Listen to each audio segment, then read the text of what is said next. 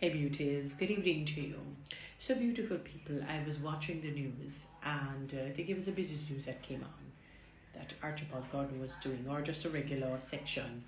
The highlights or Beryl updates, Hurricane Beryl that is. And he was talking with our finance minister, Dr. Nigel Clarke.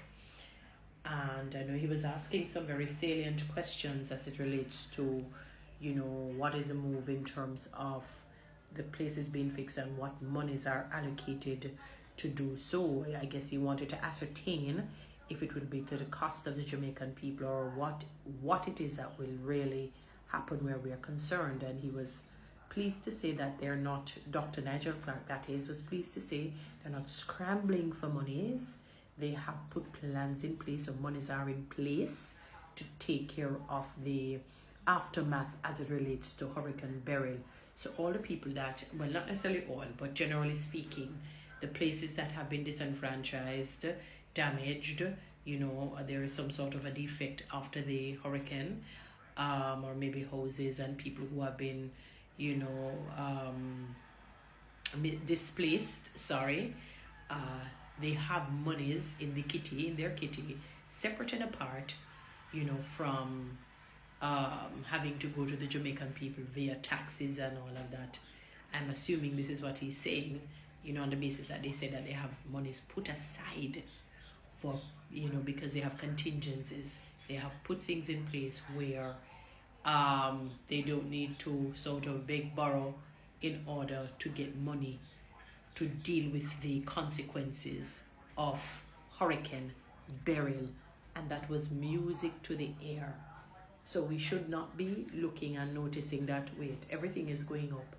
And this is, as when you trace it, it is really as a result of them not having sufficient monies to take care of these natural disasters and the consequences or the aftermath of what damage they may leave after they've somewhat visited our island or touched on our island, passed through our island. It didn't make landfall, but we felt almost like when you feel the tail end of it, but the tail end was very strong, and a number of people have now to just begin the process of recovering, as it relates to the damages that they would have faced, not just physically in terms of their physical structure, but psychologically, the mental drain that it would put on their brain to say, oh my God, all over again, or where am I going to get the money? So many different things.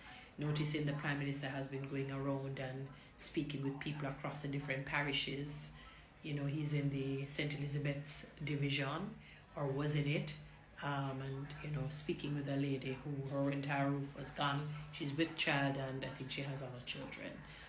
And he was saying, the Prime Minister, to tie in that with what Dr. Nigel Clarke stated, is that they back in the day they would have to borrow, but not this time, because they have monies set aside where they can deal with the aftermath for the Jamaican people. That's music to the ear. We look to see if what he has said in tandem with Dr. Nigel Clarke, if it will come to fruition, and that we don't see any hidden fees and something that just sneak upon us like a thief in the night,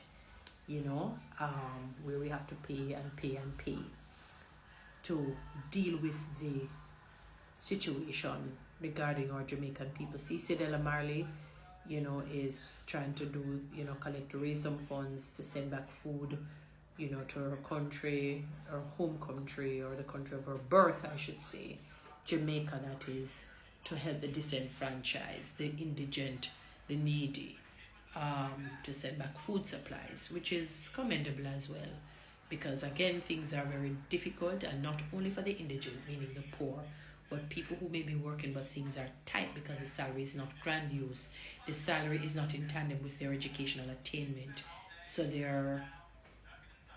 are highly educated but underemployed, highly educated but very much underemployed. So they're employed, but their pay doesn't meet where their educational level is, or their experiences are, their competences, their skills, and their abilities.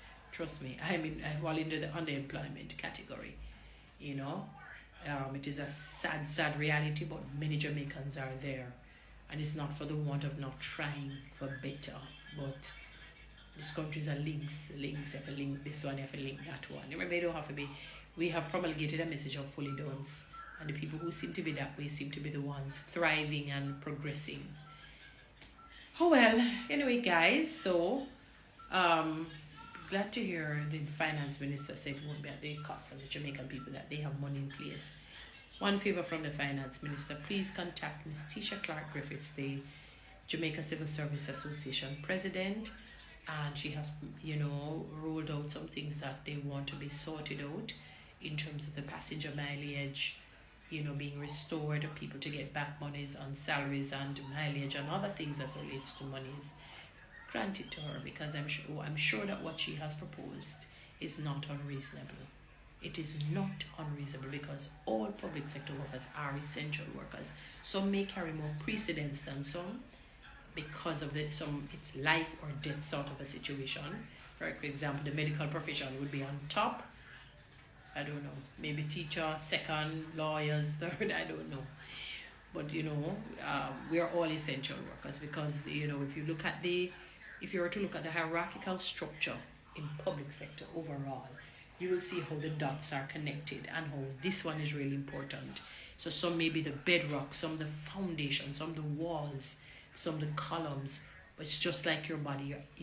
If you have all your body parts, all are significant. You don't want to lose any. Some may carry a little bit more weight than some, like your eyes and your mouth, your tongue, teeth, the ability to see, the ability to talk, the ability to smell. That seeing sense may be the strongest, or is the strongest of all. So most people, if not all, wouldn't want to lose their sight. You follow? So, Dr. Clarke, please contact Mrs. Tisha Clarke Griffiths. Guys, follow me on TikTok, subscribe to my YouTube channel. Please share this message. Thank you.